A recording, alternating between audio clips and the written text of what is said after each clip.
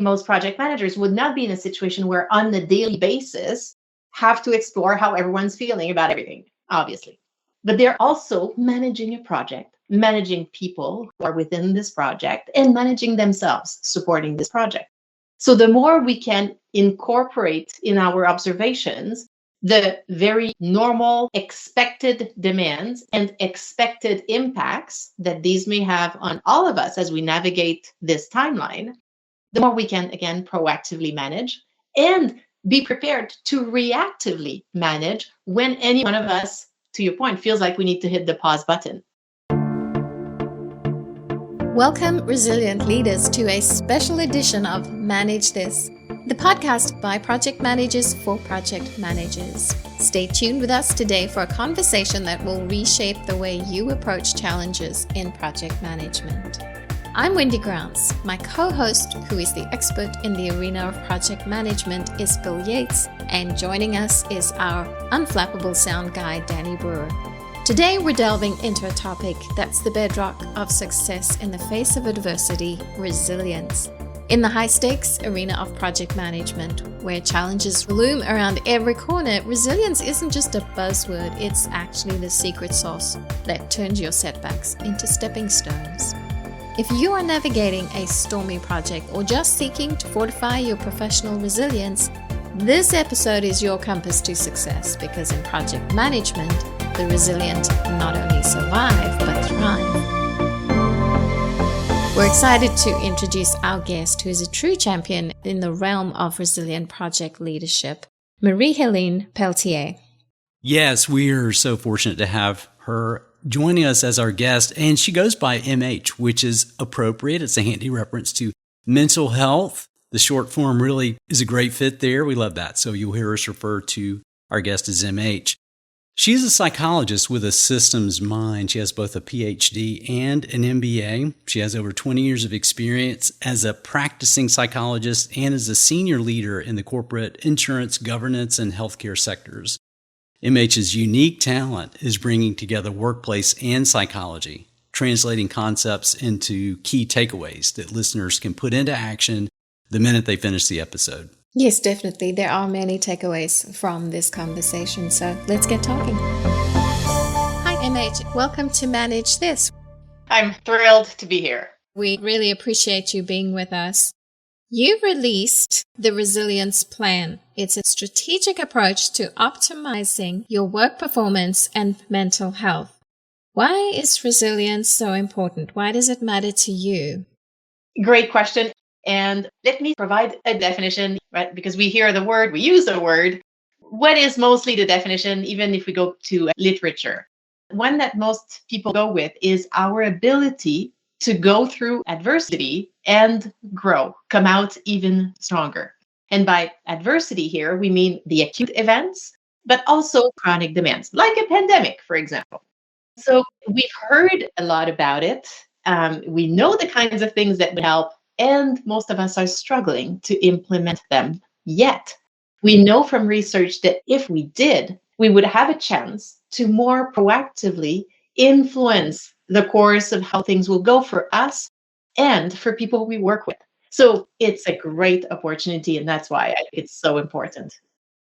Sometimes people think you either have to tough it out or stay positive when it comes to resilience. What is your view on this? I would say most professionals and leaders at one point or another probably think this way. And there are good reasons. It's actually not helpful, but why do we think this? We think this because, especially early in our careers, without us realizing it, it just appeared that we could just keep going, not pay specific attention. It felt like we were naturally like this. Often people even told us, oh, you're so resilient, that you get to a point where you think it's part of you. So because you think it's part of you, you just think, put your head down, keep going, stay positive, and that's all going to be fine. That's how we get to think about it this way.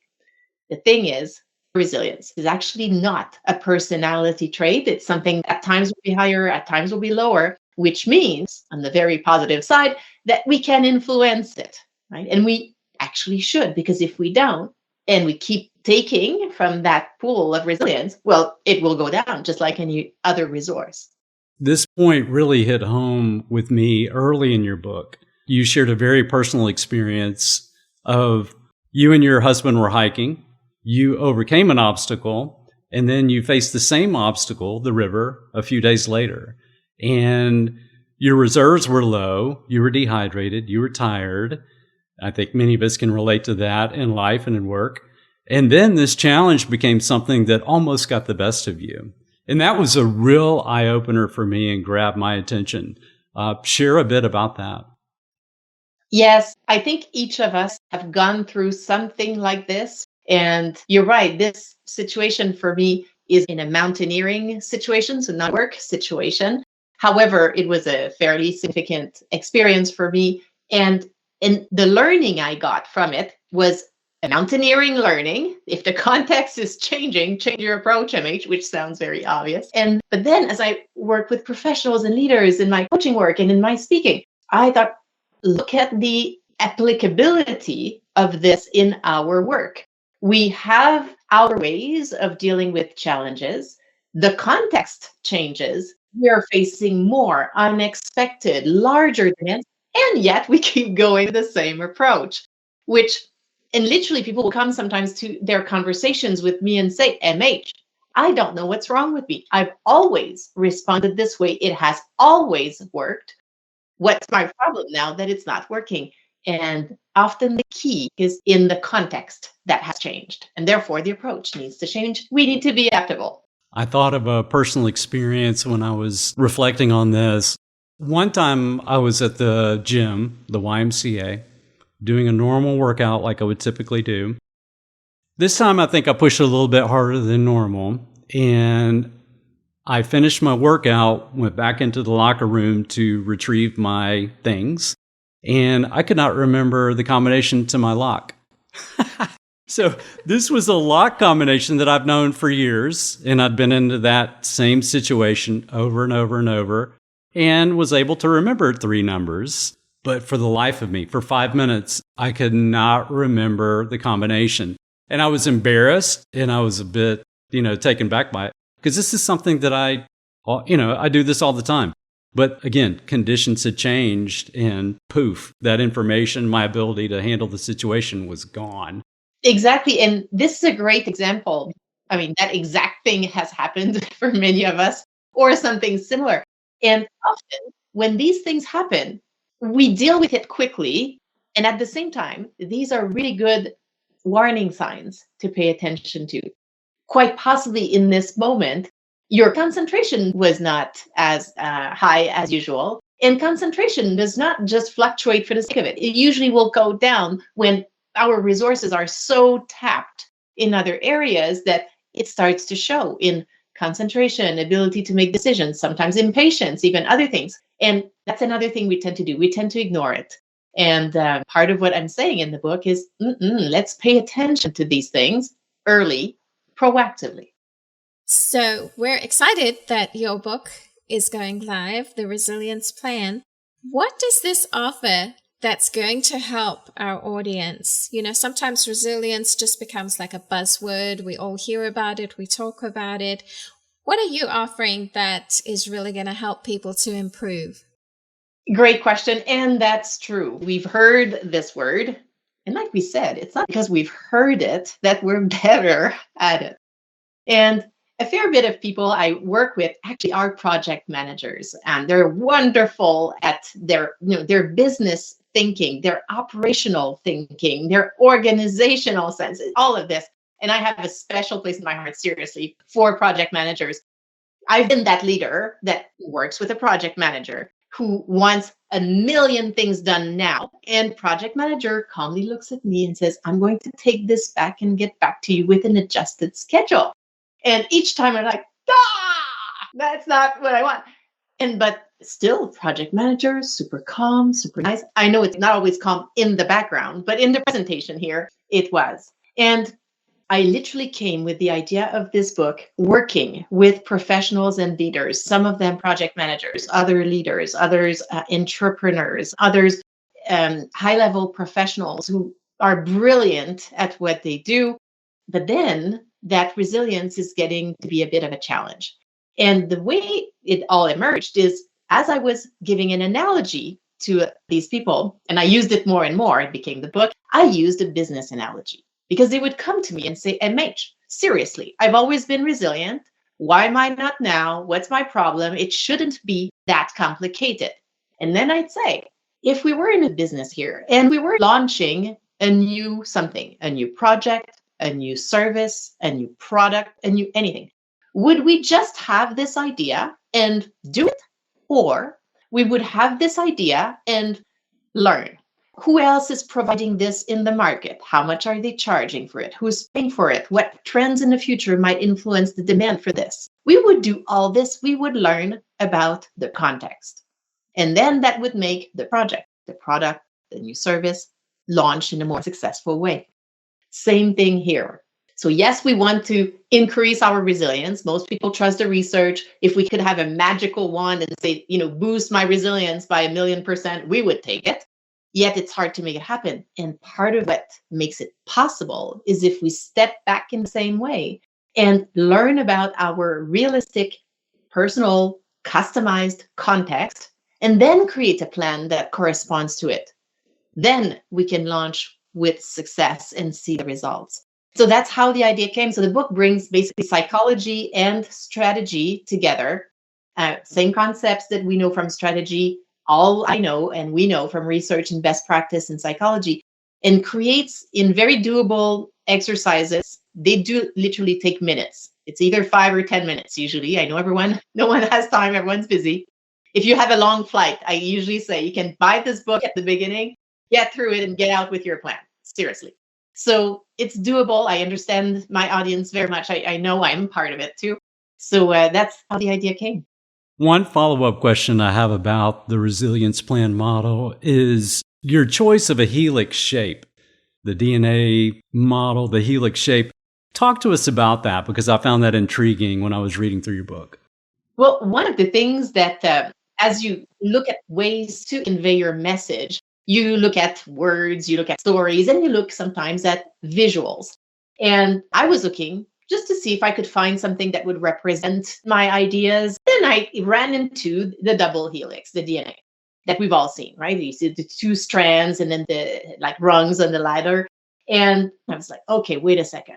It works. Because number one, it's unique to each of us. Number two, this is a shape that plants will use in nature to make themselves even stronger. And then number three, the two sides of the ladder work very much together. And in my model, I talk about the importance of looking at both our professional demands and our personal demands. Even if our objective is a work one, the reality is that the whole thing funnels into us, the one person over here. So we can't ignore what's happening on the personal side. It all needs to be considered. And then the rungs, there are usually 4 bases there in the DNA, corresponded really well to looking at your values, your sources of supply and demand, your context, and then creating your strategic plan. So these are the ways in which it just seemed to come together in a clear, simple way that connects many of the ideas together. Why is it important to be so strategic about our resilience? The strategic aspect is central. And thank you for pointing to this, because when in business we're being strategic, it's because we've looked at the overall context and we've created a plan. So we're proactive with it. It will have strategic pillars and tactics or actions that will also evolve over time. It will guide our choices where we're investing and where we're not. And then we'll evaluate over time how that's going, probably evolve the strategic plan, and that's how we'll proceed. And so on the resilience front, same thing.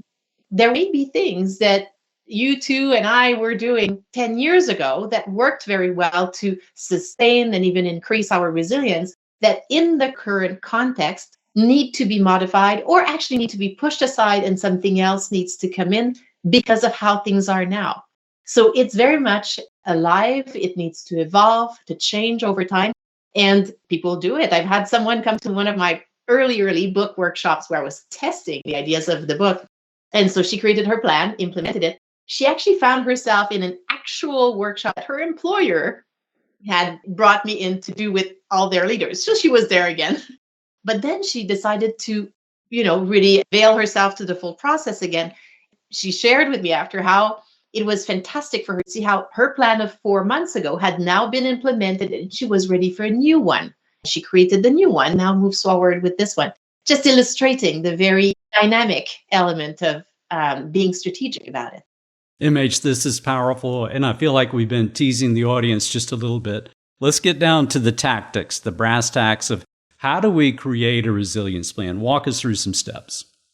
So there would be an element of reflection first, and I often recommend doing it in writing just so the mind does not spin in all directions. And so elements of revisiting our personal values, professional and personal life, all of our values. Then visiting the demands and supplies that we're facing right now, just so we are clear on this. And I can explain more if we wish, but that's part of it. Then looking at what's our current context, much like we do in business with a SWOT analysis, looking at our source of strengths, what's challenging internally, the opportunities and the threats in the external context. And then to question, we write the plan. Similarly to how in business, we would say, literally, if you visualize this, top of the page, you would have your goal, in this case, increase my resilience. Then you would have 3 columns, literally 3 strategic pillars. So 1 key direction, second one, third one. And then you would have tactics or actions under each. So let's say each of us here, let's say we're just inventing someone who is a project manager, who values doing fabulous work, gives themselves to work a lot, like we know sometimes project managers do, especially in certain phases. They also enjoy physical activity. They enjoy spending time with family and friends. They have 0 time for it. So they know they want to increase their resilience. So what they might say, for example, is, okay, knowing my values, which I touched on, knowing the types of demands I'm facing, the very little supply I'm getting, my overall context, I may decide that one of my pillars is going to be my physical health. And then we want actions that are very realistic for me. If I have done 0 exercise for the past 3 months, we are not going to write 5 times a week, half an hour. It's not going to happen, right? So then we might say, okay, I'm going to, before eating my lunch or before eating dinner, so it's something that already exists in your schedule, I will step out for a 5-minute walk. Alarm on my phone after 2.5 minutes. So I'm walking, alarm rings, turn around, come back, 5 minutes. Everyone has 5 minutes. You just have to push yourself, but it's doable. So that would be one action you put here. You may put another action, knowing the value of meditation. You've never done it, or you've done it once, but it didn't stick. Maybe you're also going to have a 1-minute deep breathing once a week on the Monday morning or the Sunday night. It's very short and it's not going to change everything, but it will get you on the path of taking action. So that's what could be under this pillar.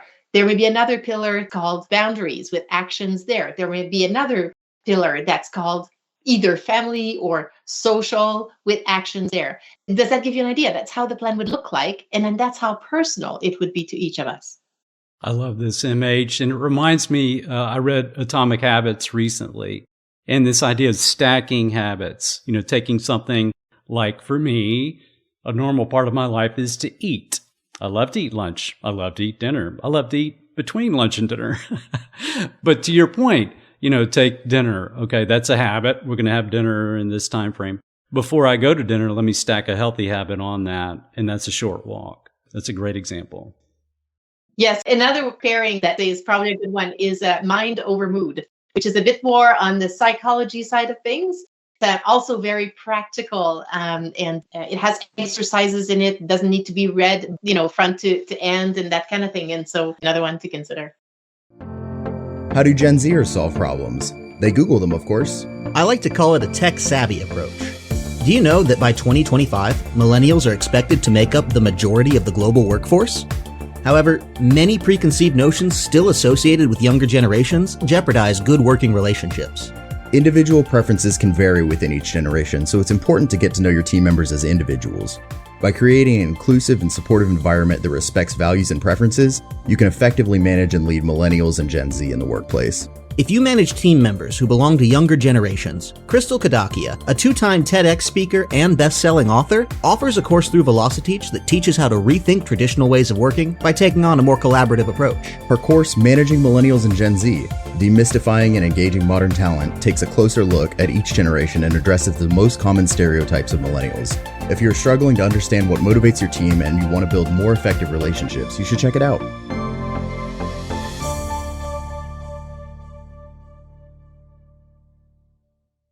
MH, how would you define burnout? Great question. Because, like so many words, we use them all the time and it means different things.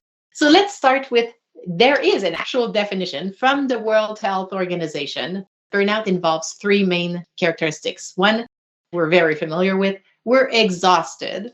And often we equate this with burnout. It's one part of it. The second characteristic is cynicism.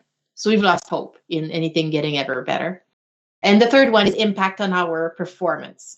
So that's the definition. The key thing to know is that burnout is not a diagnosis, but it does lead to mental health diagnoses like depression or anxiety, often both together, and also some diagnoses on the physical health side of things, high blood pressure, for example, and other things. And the other piece I would say is even if we're experiencing only one of these, and they don't come in this order, you can start anywhere. Burnout is not something that appears suddenly. It builds over time, which means we, again, have a chance to catch it if we listen to signs a bit earlier. Before being exhausted over here, we're overextended, probably like every one of your project managers listening to this. Second, before being on the cynicism side, we're getting less engaged. And before making significant impact on the quality of our work, more things are falling through the cracks. But we all know when it's unusual for us, when we've sent the wrong proposal to the wrong client. We've done things that are now outside of the falling through the cracks and now in the category of, oh, this is going to affect our work, affect my brand even, right? That's not how I work in general. We want to pay attention to it because these are signs and many things can be done, but earlier is always better. MH, I found some of these signals very relatable. I thought back to past projects that I'd worked on and either me personally or team members where I saw signs of lower energy, loss of passion. Suddenly, I don't care about the customer like I did a couple of weeks ago because I'm exhausted. Disengaged, even, to your point, suddenly I can't remember things that I used to, or I'm making mistakes with emails or with communication that I don't normally make. And I think that just raising that awareness for me and for my team to think, okay, time out, hit the pause button, let's reflect on this and see what's going on. Am I along that path headed towards burnout? And some of these are the early signs. So I found that incredibly helpful for you to raise the awareness on that. Thank you for connecting it with your own experience, because this is something that for ourselves, the more we recognize it, the better. And the more we actually say these things, just like you said it, to colleagues, whether we're the leader of a team or a person on the team, we're all influencing it. And the more we share these kinds of observations, which the way you did it is perfect, very factual, very observational, very normalizing. And that's sometimes what is tricky. I mean, most of us, and certainly most project managers, would not be in a situation where on a daily basis have to explore how everyone's feeling about everything, obviously. But they're also managing a project, managing people who are within this project, and managing themselves, supporting this project. So the more we can incorporate in our observations the very normal expected demands and expected impacts that these may have on all of us as we navigate this timeline, the more we can, again, proactively manage and be prepared to reactively manage when any one of us, to your point, feels like we need to hit the pause button. Very important. If someone is pushing themselves to be resilient, can that cause burnout? Can that actually be detrimental? Really good question. Because, all your questions are fantastic, really. You know what you're talking about. And this connects with an analogy that more and more authors on burnout have this idea that you remember those coal mines where to ensure safety of miners going down, they would send a canary. If canary comes back, okay, the air is safe enough for people to go. And the equivalent in this analogy to your question is, okay, are we talking about just making the bird stronger? So even if it's toxic, bird still comes back and keeps going. So what I love about this analogy is that it does remind us of the dynamic nature of burnout in the workplace, that it does not reside just in the individual. It does not reside just in the context. It's often the relationship between both. So that's a very important component. What I don't love about this analogy is that we're not birds. We have more agency than a bird going in there. But it's a good question. If we're ignoring the signs and we're just putting our head down, saying, I'm going to keep going no matter what, I'm going to be resilient, and telling ourselves this as if we could override our health and just decide to be resilient, then yes, we will likely drive ourselves to some kind of drain, possible burnout, possible other things, but it's not going well. So no, it won't do this, because if we're truly looking at our actual resilience, go through adversity, come out even stronger. And especially if we're looking at it in a realistic context of what demands we're facing, my values, my context, the whole thing, then I will increase my resilience and it will be realistic and healthy for me. Meaning, if I realize that this context is providing an amount of demand that is absolutely impossible for any human, or certainly not me, to manage. And if I realize also it's impossible for me to influence it, impossible for me to protect myself from it, impossible to manage it one way or the other, then my increased resilience will help me make decisions. Am I staying here? And if I am staying, how can I protect myself? Is it actually possible for me to stay? How long am I going to stay? What am I planning? So no, it's not going to lead to increasing at all costs. It would actually not be the definition of resilience. So sometimes people think this either because they're a bit on the path of thinking it's just something I push through, either that, or it's the message they're getting from their employer who is saying, let's build your resilience so we can keep piling on you. Huh? And in the book, I talk a bit about this, that you're still the decision maker on what makes sense here. Like even sometimes someone was sharing with me how their CEO had come to everyone and had said something like, everyone, get ready. This amount of pressure is only a start. It's going to keep like this for at least next 2 or 3 years. Some of you will make it, some of you will not. We're going to keep going with those who can. And then the person was asking, what do we do with this? And my response was, on one hand, proactively sharing what we see is coming is appropriate, logical, and helpful. But then we need to help people. We're human here. Otherwise, it'd be like saying, okay, we're all going to go outside. It's minus 100. Go. Some of us will survive. We're going to need the North Face jacket. We're going to need minus 100 boots. We're going to need shelters along the way to get there. If we have these things, we might make it. But if we just say, this is how it is, go, we may lose more people than we think. And we don't need that. It's hard to find great talent. I really appreciate your call out to project managers in the book. There's a section where you talk about, the supply and demand and how this is so natural for project managers and how it plays into this whole idea of resilience and avoiding burnout. That's great. As you know, many projects lead to high stress environments. How can project managers strike a balance between pushing for project success and avoiding burnout or overextending themselves?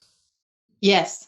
Well, I often actually avoid the word balance. I mean, sometimes the levels of demands are so high that I actually don't think there's enough hours in the day to build enough supply to actually match it. So how do we manage the flow? How do we manage, how we navigate this? Number one, we want to keep in mind, and that's going to make us stronger to acknowledge this. We cannot 100% avoid burnout. It's there. It's a possibility for all of us at all times, even if it has never hit you before and you're fairly confident it may never hit you. Still, we cannot predict the future. We're all human. And given enough demands, it could be any of us. And the importance of this is fairly high, because then if we think of it this way, then early on, we're watching. We're not just waiting to experience signs at a 9 out of 10. We're looking at things early. So I'll give you some of my observations from the outside. I'm not myself a project manager, but to give you some observations based on conversations I've had with them, I know if they're fabulous work. I would say add a people KPI early to your other KPIs. So you're measuring all kinds of things, deliverables, operational. You've got all this. My suggestion is take 5 minutes as a project manager early on, ideally, but if not, wherever you are right now, to look at if you were to predict when it's going to be tougher for you, when is it going to be? Now, you could also do this for people involved in the project, but let's stay focused on you as a project manager right now. You've done this before. You know yourself, you know the group you're working with, can start figuring things out. Identify proactively when will the pain points happen, so you can build a buffer before. To give completely different analogies, but sometimes physicians, for example, will have to not sleep for 24 hours. It's just the way it is. Not ideal. Hopefully it will evolve, but at times that's the case. Well, then it's not they just maintain their usual sleep habits and, oh, well, look at this. Now I've got 24 hours. I need to stay awake. No, we build sleep back up earlier so that you get there, still very demanding and very hard, but it's a bit better. We've built something. So similarly here, you are excellent at planning. Add that angle to your planning. MH, this is such helpful advice. There are behavioral strategies that you touch on. They're blocking and tackling. These are basics that we have to continue to practice to make sure that we're executing them properly. And you talk about the importance of physical activity, nutrition, and sleep when it comes to avoiding burnout. Can you just shout that from the mountaintop one more time? When we're looking at the research on what will impact resilience, what will mitigate risks of burnout, there are many variables. But literally, if resilience was a mathematical equation, 4 variables here would account for most of the variance right here. And we've heard them, but I'll say them because they're as critical as what you do for your physical health. You're making sure you're drinking water. You're making sure to eat vegetables, for example. I would count these 4 things the same way. So number 1, physical activity, 3 types: cardio, strength training, and meditative type activity. And if you do none of this right now, start with 1 minute. Anything is better than nothing, always. Okay, so that's the physical side. Then nutrition. The impact of our nutrition on our psychological health is massive. It's not just one study anymore. It's body of research. We're going to see even more over the next few years. That's a key element. The third one is sleep. We do want 7 to 8 hours, ideally. We could talk more about it, but bottom line is, yes, sleep is critical. It's like the reset to the computer that you need to do from time to time that helps everything run better. The fourth one is interpersonal relationships. All you need is there someone you enjoy spending time with?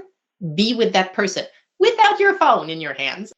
These moments, treat them like you treat an appointment with a specialist physician that you've been waiting for 6 months. We know it's very important. It's one of the key 4 variables. But here's what happens. Let's say we finally decide to schedule a lunch with a friend. We've not done this for 3 months because the schedule has been impossible. But now we've scheduled it. And it looks good right now. We're 2 weeks in advance. We're confident. And then 2 or 3 days before, everything is extremely full. We need that hour and a half and we're canceling. And what I'm saying, what the research is saying, treat this like an appointment with a specialist physician that you've been waiting for 6 months. You would not cancel it. You would figure out your work situation and you would go. Same thing. And here's the amazing thing. I would actually challenge any of us to implement this more often, because here's the learning that I 100% heard from people doing this. Everything still worked out. Everything still worked out. We managed to figure out the work thing. Yep, that time was taken out of the schedule. And then we made it. And then we kept this moment that we know from research makes a difference. We've been talking about resilience for the project manager or the leader or just the individual. Now, how does it look for the whole team? How can a project manager or project leader build that environment in their team where their team can avoid burnout and build up their resistance? Yes, I would say as project manager here, we need to be realistic that you don't have full influence on everyone on the team, on the leader of the team.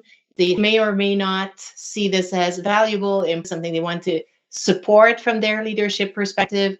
The team already has a culture that is well beyond changing everything in just how you're going to be as a project manager. So we want to be realistic with this.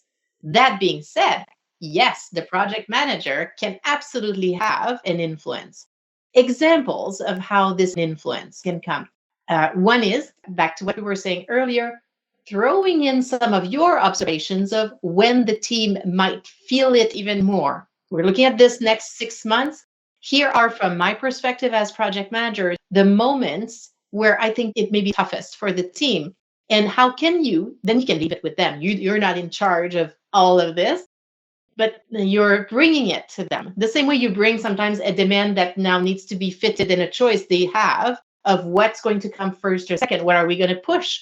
Because now you've asked for this. Use that skill to say, in my experience, there are moments in this project where people will be exhausted. Here are the 3 moments for your consideration as a team, for your consideration as leader to support proactively. And happy to talk more about it, or you leave it with them. Another way you can support it is by sharing how you take care of your own resilience in general. I know myself, I make sure that I know my moments and I buffer for them. I will build even more of my resilience to make sure I have my fullest availability brain for these moments. That may be a way. Another way is to implement any of the behaviors we would all implement, whether we're a leader or a member of a team, to increase psychological safety. So the comfort that each of us can have to bring different perspectives, which we need for successful projects. So as a project manager, it may be as simple as how you respond when someone made a mistake, when someone missed a deadline thing or whatever. And how, yes, you need to manage the situation, you need to point to it, and adding the people angle, you can say exactly that sentence. And we will learn from this. So now what you've done, this suggests that you're using a growth mindset. Yes, we need to manage this thing, and we will learn from this. So now you're contributing to a culture where, of course, no one connected. When any of us has made any mistake, it's hard to bring it up. It's not we brace for it, but it will happen. And so how do we respond when it happens? And that's the opportunities you have as project manager to contribute to that culture. MH, it's been wonderful talking with you. If our listeners want to get in touch with you, where should they go? You can go to theresilienceplan.com, name of my book. It will bring you to everything else that I do, and always inviting people to connect with me on LinkedIn, sharing your thoughts about this conversation. I personally very much enjoyed it. It was great speaking with both of you. MH, thank you so much. You're raising awareness on such an important aspect for anybody who leads a team, especially for project teams and project managers. And you've helped us communicate that to our listeners, so I appreciate that. That's it for us here on Manage This. You have just earned your PDUs, your professional development units, toward recertifications by listening to this podcast. To claim them, go to velociteach.com, choose Manage This podcast from the top of the page. Click the button that says Claim PDUs and click through the steps. Thank you for joining us. Until next time, keep calm and manage this.